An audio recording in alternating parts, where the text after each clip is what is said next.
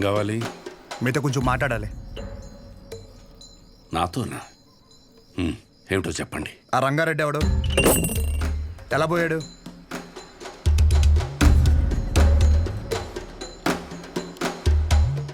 నువ్వు medical shop విశ్వం కొడుకు కదూ? అవునండి. చెప్పండి, ఎలా పోయాడు?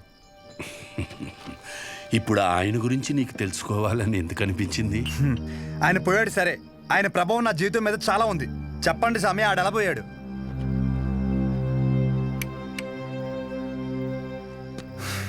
ఇంత పని అవ్వదు కానీ డైరెక్ట్గా మరి కొడుక్కి ఫోన్ కొడదాం. ఒక్క నిమిషం. వాళ్ళ అబ్బాయి నీకు తెలుసా? తెలుసు. చెప్పండి, వాడెవడో చెప్పండి. నువ్వు ఆయన ఎవరు అని తెలుసుకుంటే ఆయన్ని ఎవడు అని పిలిచే అవసరం ఉండకపోవచ్చు. ఒక మనిషి తాలూకు ఆవేదన తన సొంత బతుకు మీదైతే అది వాడి జీవితం అవుతుంది. కానీ అదే మనిషి ఆవేదన తన చుట్టూ ఉండే 10 మంది కోసమైతే అదే రంగారెడ్డి జీవితం. 6 అడుగుల మనిషి.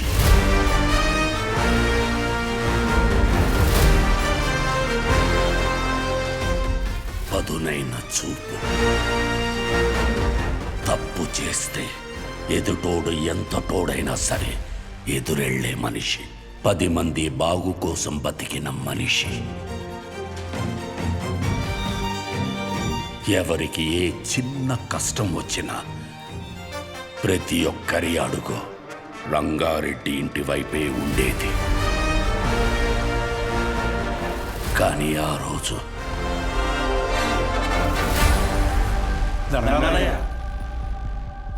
గుర్రం సెంటర్లోని షాపులు ఖాళీ చేయమంటున్నారయ్యా.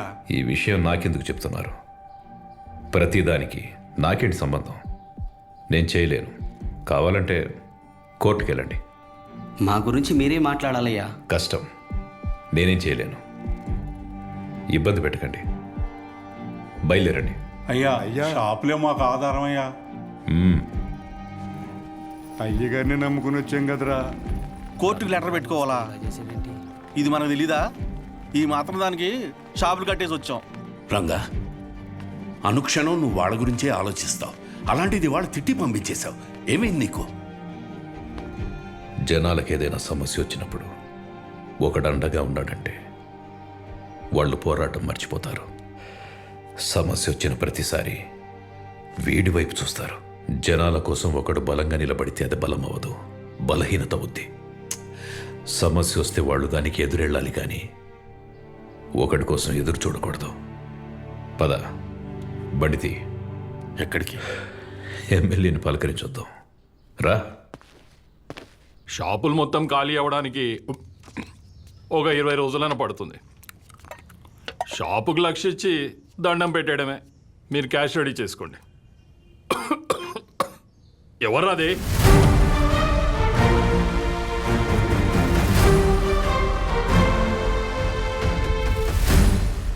ఏంటి గురు, నువ్వు ఈ పొగని తట్టుకోలేకపోతున్నావు? కానీ నువ్వు ఊరి మధ్యలో ఫ్యాక్టరీ పెడితే రోజు జనం ఆ పొగని ఎలా తట్టుకుంటారు? రంగారెడ్డి, దయచేసి నువ్వు దీంట్లో తలదూర్చుకో. నీకేం కావాలో అది తీసుకో. నోలే. కావాలంటే జెడ్పీ చైర్మన్ కుర్చీ తీసుకో.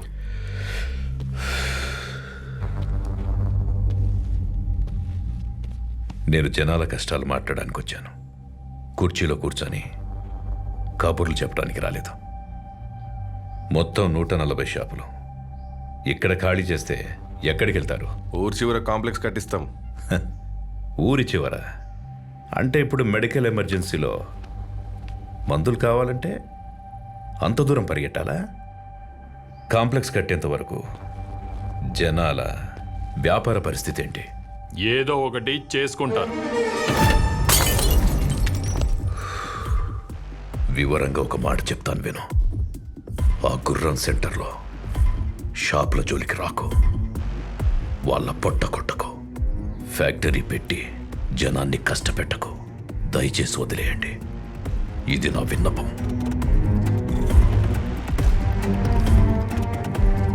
రంగారెడ్డి, నీకు కుర్చీ విలువ తెలియదు. సముద్రం ముందు కాళ్ళు పెట్టి సముద్రం నా కాళ్ళు పట్టుకుందని సంబరపడ్డావనుకో, ఒక పోటులా వచ్చి మొత్తం పట్టుకెళ్ళిపోద్ది. నేనేదో కాళ్ల బేరానికి వచ్చానని ముందడుగు వేసావనుకో, మొహమాటం లేకుండా చంపేస్తా. చూడు గురు, నాకు బెదిరించడం రాదు, బెదిరించడానికి రాలేదు, నిజం మాట్లాడా అంతే.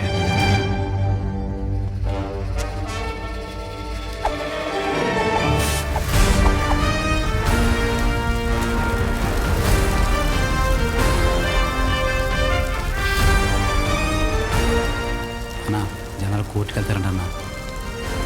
అన్నా జనాలు అందరు కోర్టుకు వెళ్తారంట. ఫ్యాక్టరీ ప్లాన్ లేదని జనాలకు చెప్పా అన్న.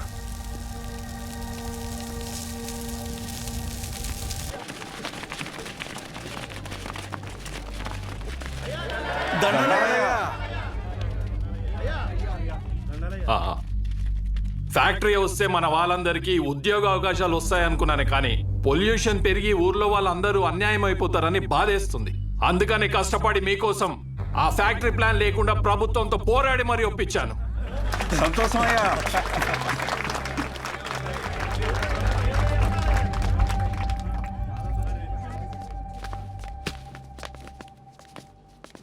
$25 కోట్లు కమిషన్ ఇస్తానన్నాడ్రా. 4 ఎలక్షన్లకి సరిపడే డబ్బు. ఈ నా కొడుకు ఊర్లో ఉంటే ప్రతి దాంట్లో ఏలు పెడుతూనే ఉంటాడు. వీడి చేసేది స్లోగా జనాలకు తెలిస్తే ఆపడం కష్టం. ఏదో ఒకటి చేసి వీడిని ఆపాలి. సరే అన్న. వాణ్ణి ఏదో ఒకటి చేశాక అప్పుడు తిప్పు. అప్పటి వరకు మీస మీద చెయ్యేస్తే నరికేస్తా. దండాలయ్యా. ఈ ఆనందంలో అమ్మవారికి నైవేద్యం పెట్టుకుంటున్నాం, మీరు తప్పకుండా రావాలయ్యా. తప్పకుండా. సంతోషం అయ్యా. నమస్తే నమస్తే అయ్యా. Happy birthday to you, happy birthday మీ నాన్నగారు నీకేం గిఫ్ట్ తీసుకొచ్చారు చూడు. Hey cycle. అరే అరే, రేపు పొద్దున్న తొక్కు రా.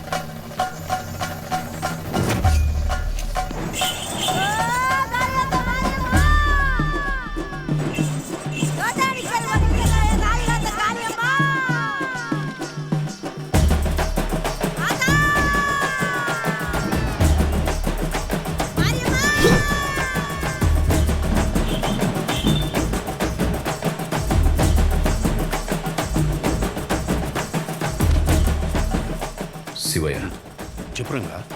మీరు వెళ్ళండి, నేను వస్తాను. సహజం తీసుకెళ్ళు. ఏమైంది? వెళ్ళు. అలాగే సజా, మన ఇంటికి వెళ్దాం. తాతయ్య వచ్చేస్తా.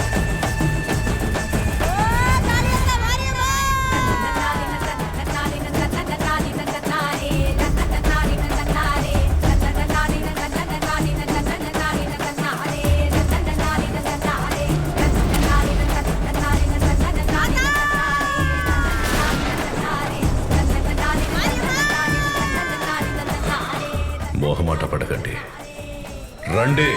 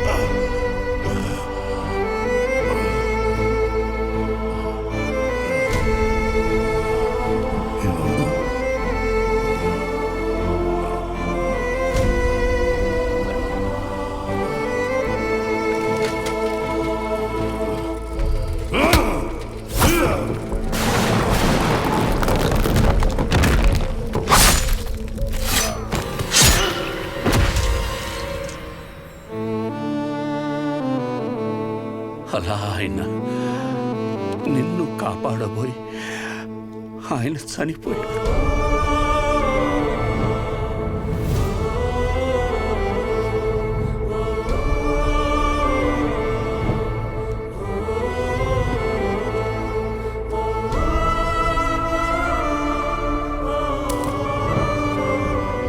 ఈ ఊరి జనాలు వాళ్ళ జీవితాల్లో వెలుగు నింపాలనుకున్న మనిషి అస్తమిస్తే అంతవరకు ఆయన చేసిన మంచినంతా మర్చిపోయి అతని చావుని మాత్రం రంగబలిగా గుర్తుపెట్టుకున్నారు. ముందు జరిగిన మంచినంతా మర్చిపోతాం, చివరగా వచ్చిన నిందని చుట్టూ 10 మందికి చేరుస్తాం. ఇంతేరా మనం. రంగారెడ్డిని చంపిన మనిషిని ఎమ్మెల్యేని చేశారు. ఇప్పుడు ఆయన కొడుకును కూడా ఎమ్మెల్యేని చేశారు ఈ జనాలు. ఆయన వల్ల బతికిన వాళ్ళకు కూడా కనీసం ఆయన ఎలాంటి వాడో కూడా తెలియదు.